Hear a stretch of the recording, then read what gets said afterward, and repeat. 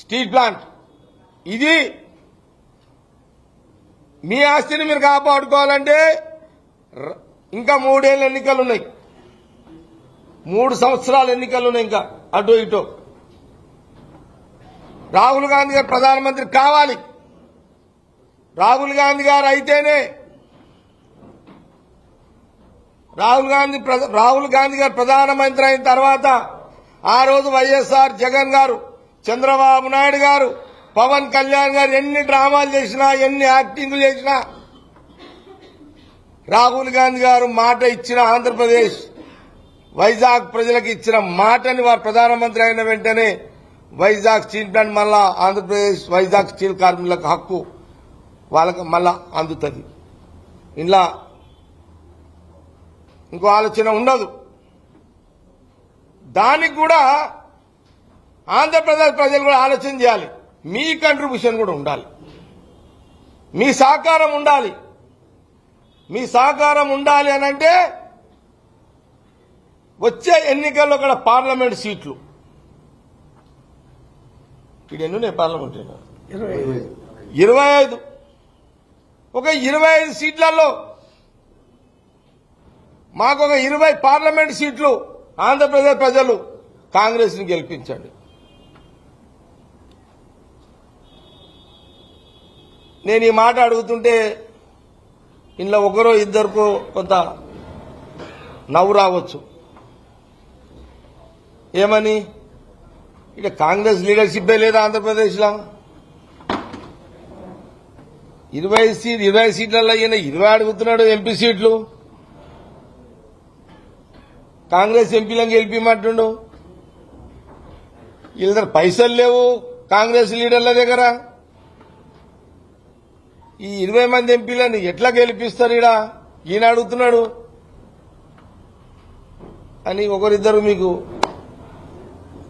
కొందరు మీదికి నవ్వుకున్నా, కొందరు లోపల నవ్వుకున్నా. కానీ ఒక విషయం గమనించాలి మీడియా కూడా, ఈ దేశాన్ని ఇంక్లూడింగ్ ఆంధ్రప్రదేశ్, ఉమ్మడి ఆంధ్రప్రదేశ్,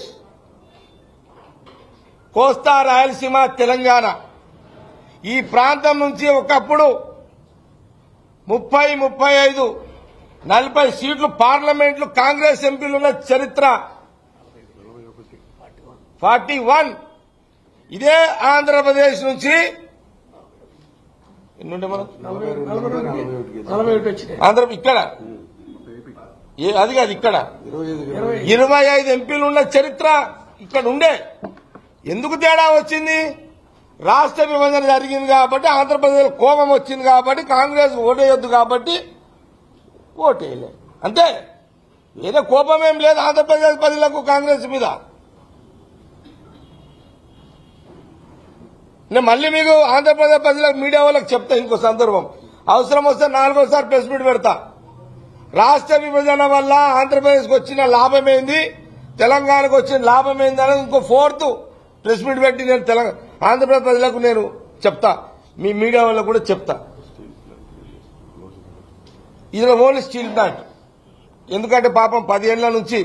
ఇంకోటి ఏంటంటే అక్కడ అధికారులు, పోలీసు వ్యవస్థ వైజాగ్ లో కార్మికులను భయభ్రాంతులకు గురి చేసి, వాళ్ళని బ్లాక్ మెయిల్ చేసి, వాళ్ళని వీఆర్ఎస్ తీసుకునేటట్టుగా చేస్తున్నారు, కుట్రలు జరుగుతున్నాయి. అందుకే చాలా మంది ఆ నరకాన్ని భరించలేక వీఆర్ఎస్ తీసుకోవడం జరుగుతుంది. ఎంతమంది వీఆర్ఎస్ తీసుకున్నా రాహుల్ గాంధీ గారు ప్రధానమంత్రి అయిన రోజు తప్పకుండా వైజాగ్ స్టీల్ ప్లాంట్ మళ్లీ ఆంధ్రప్రదేశ్ ప్రజలకే ఉంటది. ఒకటి. అందుకే నేనేమంటున్నంటే 3 సంవత్సరాలు ఉండొచ్చు. ఆంధ్రప్రదేశ్ ప్రజలారా, 25 పార్లమెంట్ సీట్లో 20 సీట్లు కాంగ్రెస్ సాధారణ కార్యకర్త ఎంపీగా నిలబడ్డా మీరు 20 మంది ఎంపీలను గెలిపిండి ఆంధ్రప్రదేశ్ కాంగ్రెస్ ఎంపీలని. ప్రధానమంత్రి రాహుల్ గాంధీ అవుతాడు. తప్పకుండా వైజాగ్ స్టీల్ ప్లాంట్ ఆంధ్రప్రదేశ్ ప్రజలది, వైజాగ్ కార్మికులలో అవుతుంది. నేను మళ్ళీ 20 మంది ఎంపీలను గెలిపిస్తే ఇంకెన్ని లాభాలు ఉంటాయో ఇంకో 4 ప్రెస్ మీట్లలో మీకు చెప్పి నా శాశక్తుల ఆంధ్రప్రదేశ్ ప్రజలని మా